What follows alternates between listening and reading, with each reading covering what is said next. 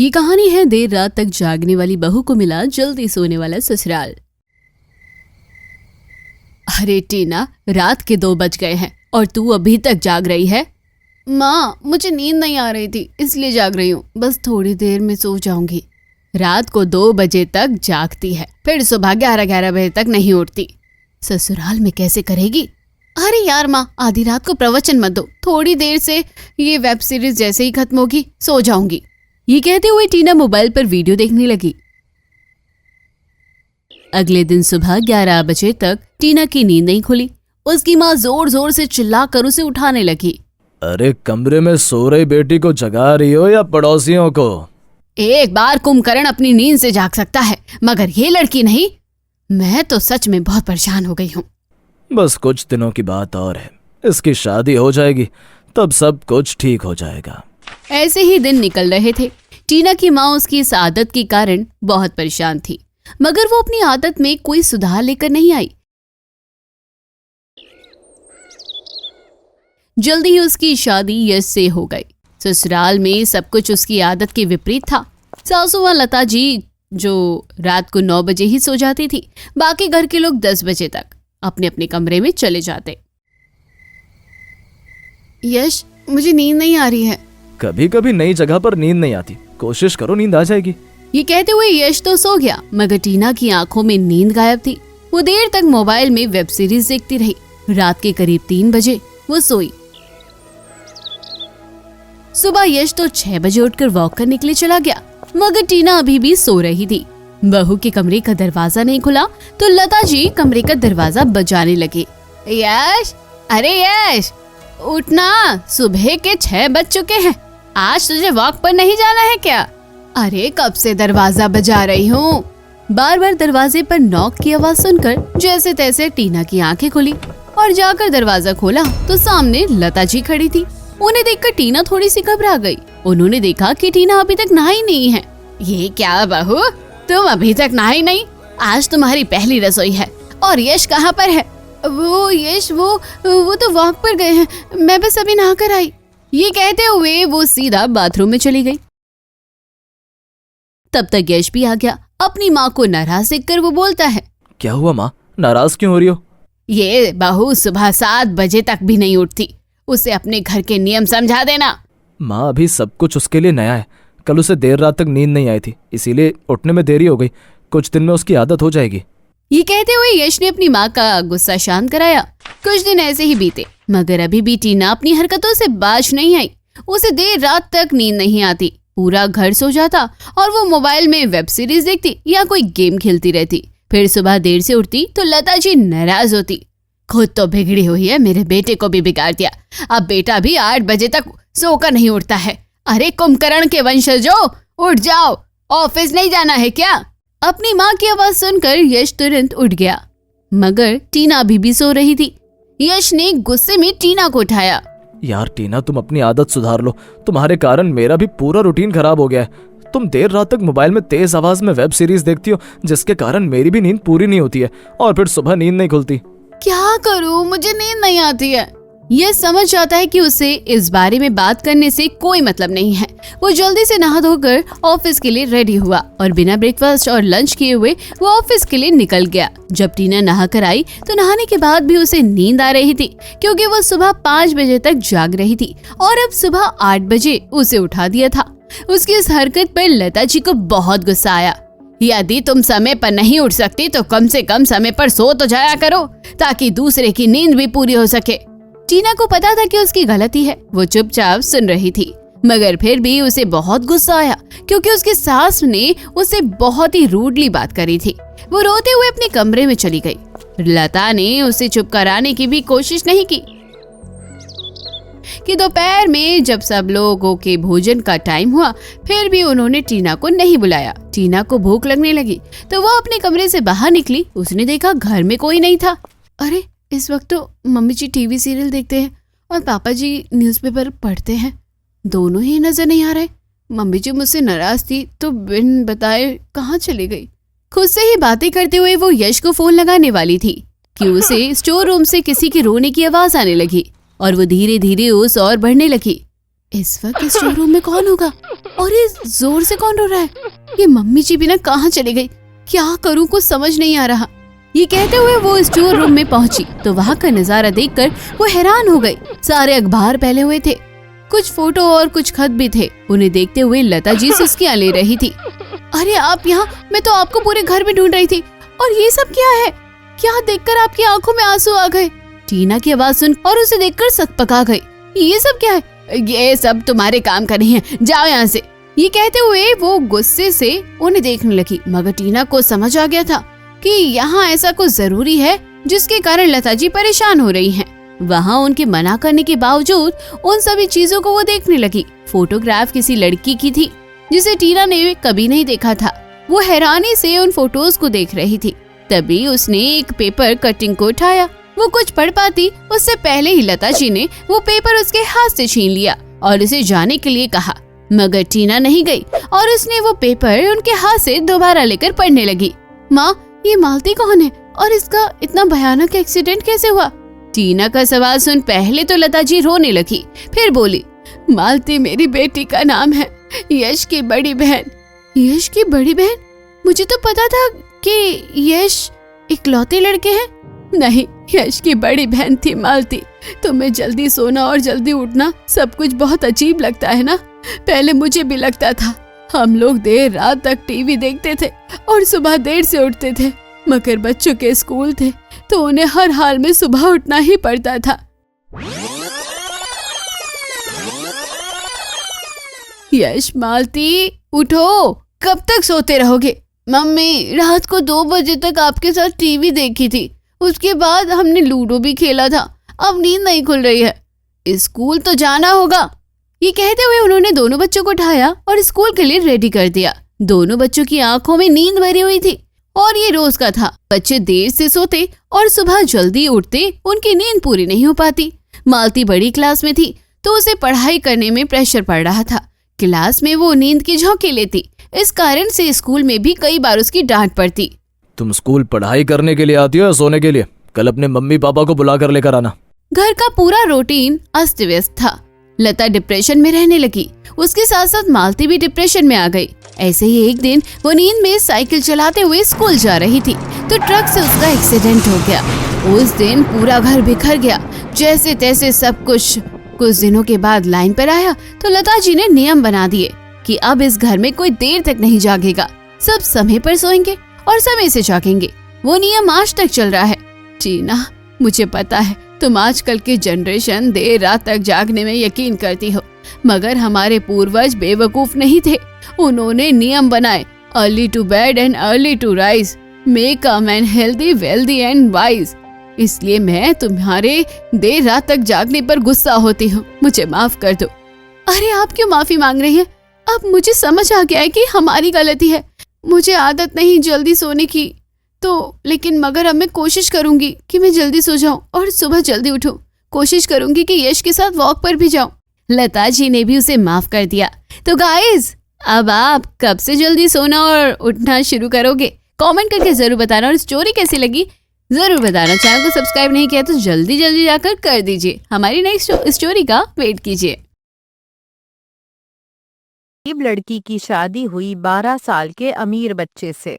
जब से राकेश एक लाइलाज बीमारी का शिकार बनकर घर में चारपाई का सहारा बना बैठा है, तब से उसके गरीब परिवार वालों के भूखे रहने के दिन आ चुके थे। एक शाम राकेश अपने छोटे से घर के आंगन में उदास बैठा था तो उसकी पत्नी शालिनी उसके पास आती है।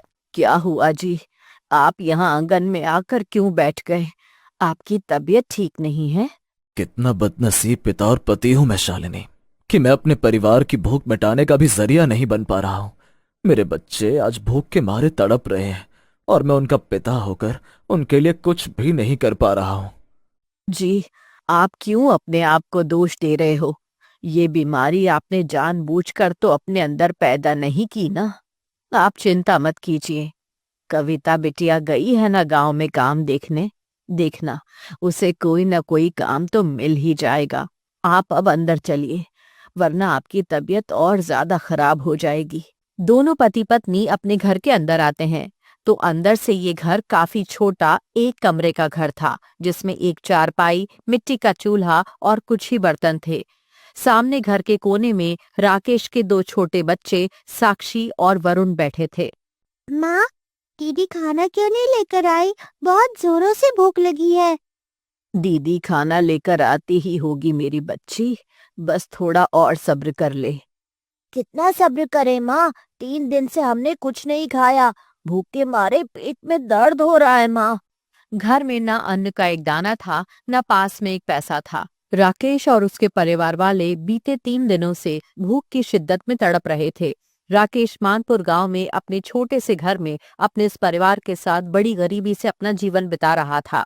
राकेश पहले गांव में छोटी मोटी मजदूरी करता था, पर एक घातक बीमारी के चलते अब उससे कोई काम नहीं हो पा रहा था। इधर गांव में राकेश की जवान बेटी कविता एक दुकान में सामान के रखरखाव का काम कर रही थी। अच्छा हुआ इन भाई ने मुझे अपनी दुकान में सफाई का काम दे दिया। अब मेरे भाई बहन और माता पिता को भूखे नहीं रहना पड़ेगा। तभी शाम तक कड़ी मेहनत के बाद दुकान का मालिक कविता को 100 रुपए देता है। उन पैसों से कविता उसी दुकान से राशन लेकर सड़क से अपने घर की ओर ही जा रही थी कि तभी रास्ते में उसे एक महिला मिलती है। अरे कविता बिटिया, तू उस रोहन की दुकान में क्यों काम कर रही है? क्यों, क्या हुआ काकी जी?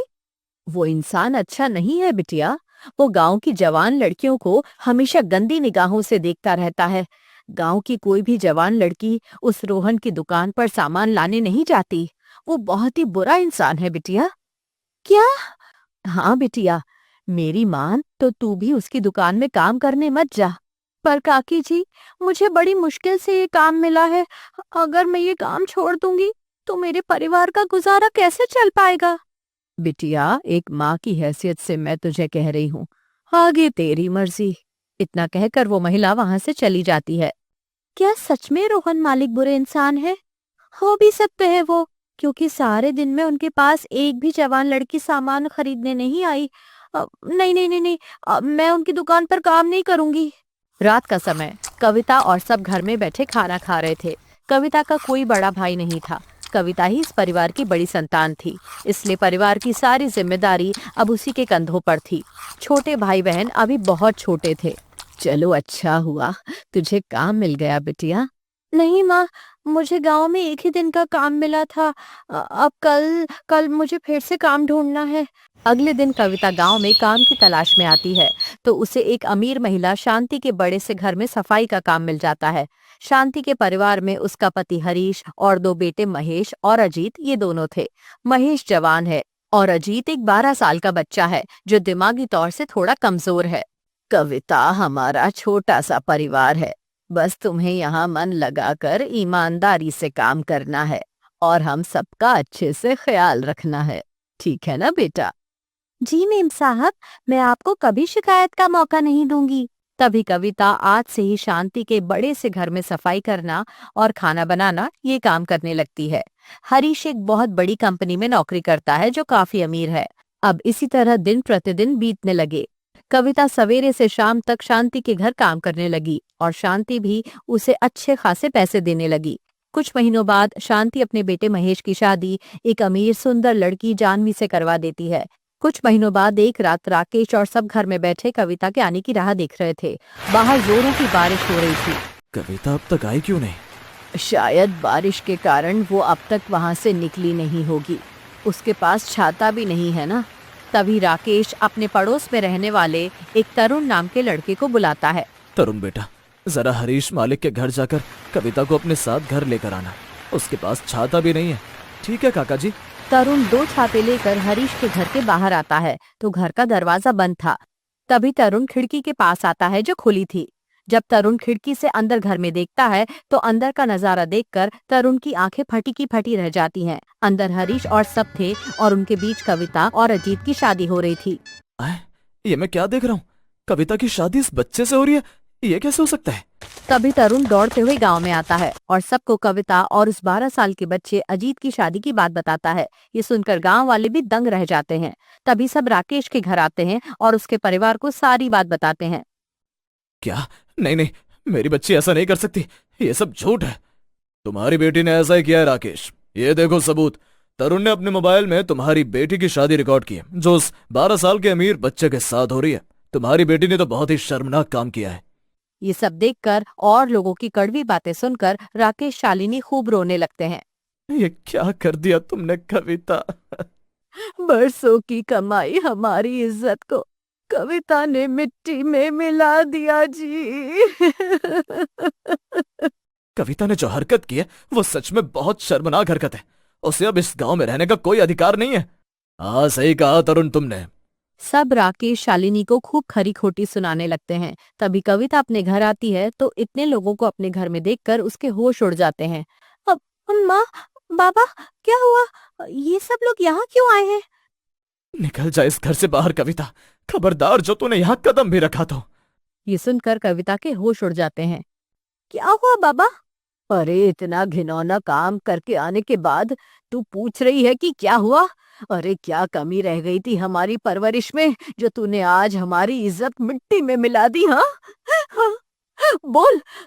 पैसों की लालच में आकर तूने एक 12 साल के बच्चे से ब्याह कर लिया कविता। अरे पर मैंने चुप हो जा। एक शब्द नहीं सुनना चाहते हम तेरे मुंह से। आज से तेरा और हमारा कोई रिश्ता नहीं है। निकल जा यहाँ से और आज के बाद यहाँ कभी मत आना। जा यहाँ से। तभी राकेश शालिनी कविता को धक्के मारकर अपने घर से बाहर निकाल देते हैं और घर का दरवाजा बंद कर देते हैं। माँ, बाबा, दरवाजा खोलिए ना।